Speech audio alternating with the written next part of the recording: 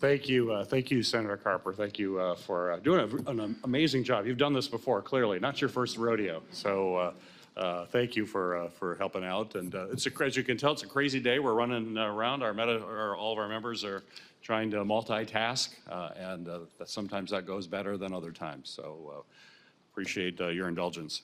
There are 3 questions the committee asks of every nominee, and I'm going to ask each of you to respond briefly with yes or no. We're going to start with Ms. Fisher. We'll work down the dais there. First, is there anything you are aware of in your background that might present a conflict of interest with the duties of the office to which you have been nominated? No. No. No, Senator. No, Senator. And second, do you know of anything personal or otherwise that would in any way prevent you from fully and honorably discharging the responsibilities of the office to which you have been nominated? No. No. No, Senator. No, Senator. And lastly, do you agree without reservation to comply with any request or summons to appear and testify before any duly constituted committee of Congress if you are confirmed? Yes. Yes. Yes, Senator. Yes, Senator. Very good. So my first question, Commissioner Polling, and by the way, welcome back to the committee. From your extensive experience here, this is not an unfamiliar place for you to be. So my first question is for you as well as Commissioner Fisher.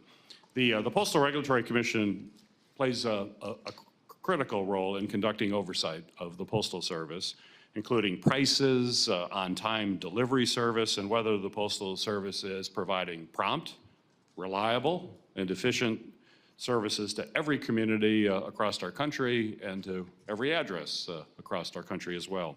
So my question for both of you is, what steps have you taken to ensure the Postal Service maintains a high level of service and accountability for customers?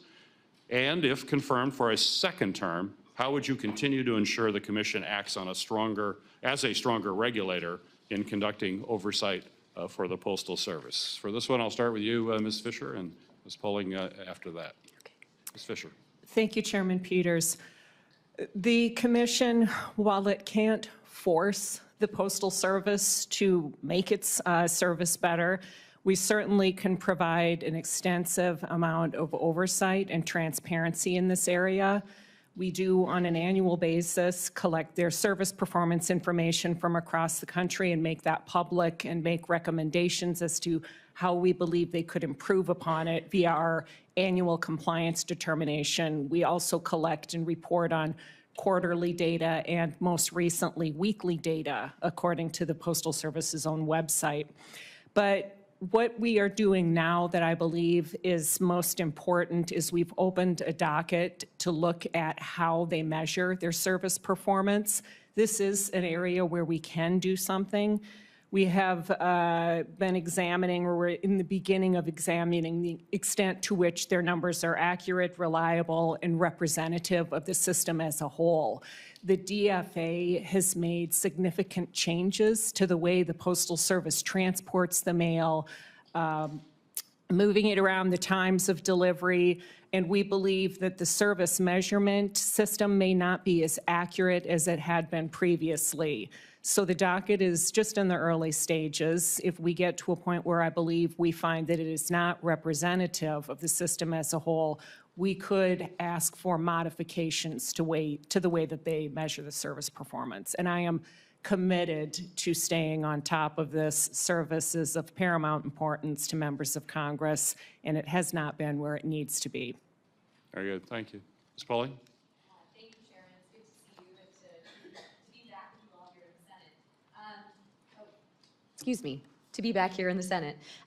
Yeah, so I guess where I would start is, first of all, I know that there has been a lot of frustration from you all on the committee with the level of service that has been occurring since 2023, and I really do appreciate that and understand it, having worked for senators from rural America on my time with the committee, and also just understanding that, you know, you need to go back to your constituents and be able to tell them where their mail is. So I would say a few things that I think the Commission has been doing really well, particularly on the service front. We do have limited authorities, but I think we're doing as much as we can with what we have. In April of 2023, we opened a Delivering for America PI docket. And in that docket, that's where we're able to examine the scope of what the Postal Service is doing through this plan. As mentioned earlier, this is one of the most extensive changes we've ever seen to the transportation of mail and packages around the country. So oversight and transparency is critical. So we've opened that docket. We've asked a series of questions through it. Something I think that's really innovative that the Commission has done more recently is we actually issued our first show cause order for an advisory opinion. We've never done that before in the Commission's history. And in that order, we were asking the Postal Service to either submit an advisory opinion to us, and just to clarify what that is, whenever there's a nationwide or substantially nationwide change in service, the Postal Service is supposed to submit one of those to us at the Commission for our review. And when we filed the show cause order, we gave the Postal Service a period of time to get back to us and either file one or to tell us why they were not filing one. Unfortunately, they did not file one. I am hopeful they still will. I know that is something that is still being talked about, but I actually do believe that that advisory opinion process would be the best way for us to continue our service oversight over the Postal Service.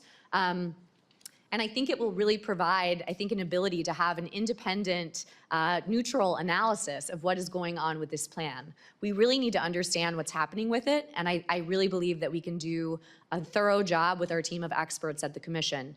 You also asked, Chairman, about what would we do in the future as a regulator.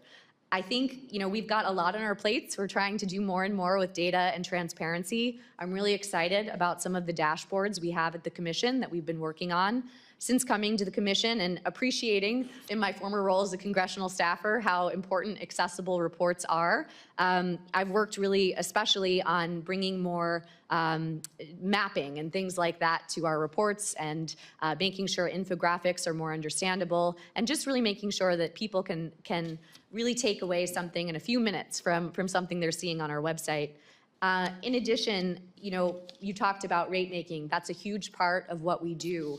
Everyone has heard in the postal community and has been talking about the number of rate increases and how they've been going up. And we've heard a lot from the mailing stakeholder community. I can tell you, we talk to them often, and that is actually one of the biggest reasons why I have very much supported us opening our review of the market dominant rate making system 2 years early. That was a unanimous decision by the Commission, and I think we're all looking forward to examining that. We actually just received our first public comments in that docket. In addition, the Postal Service continues to have volume losses and to have significant financial problems. So I really think this will be a good opportunity for us at the Commission. Thank you.